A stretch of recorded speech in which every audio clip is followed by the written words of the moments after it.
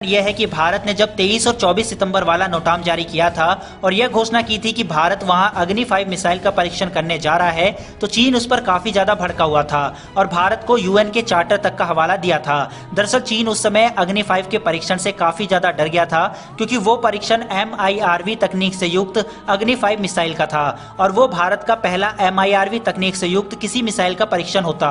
यही नहीं, इस परीक्षण के बाद भारत अग्नि 5 को सेना के हवाले कर देता, क्योंकि इसके ऑलरेडी 7 सफल परीक्षण किए जा चुके हैं। मगर भारत ने उस परीक्षण को आखिरकार रोक दिया था। इसकी वजह स्पष्ट नहीं हो पाई थी कि भारत ने अग्नि 5 का परीक्षण किसी देश के दबाव में आकर रोका या यूएन में मोदी के भाषण को देखते हुए रोका।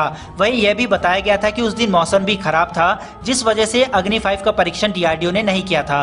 बहरहाल अब भारत निर्भय क्रूज मिसाइल का परीक्षण करने जा रहा है और इस एरिया वार्निंग के सेब के आधार पर हम समझ सकते हैं कि यह निर्भय क्रूज मिसाइल का है।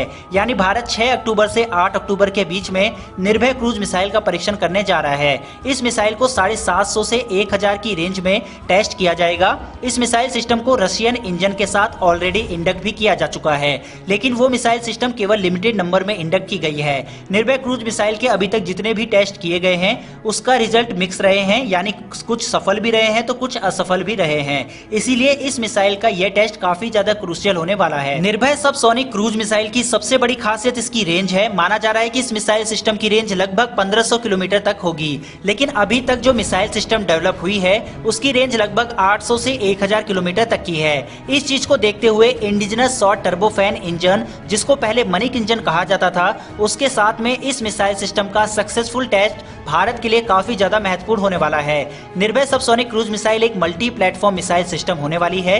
इसको land based system, submarine, ship और एयरक्राफ्ट से लॉन्च किया जा सकता है।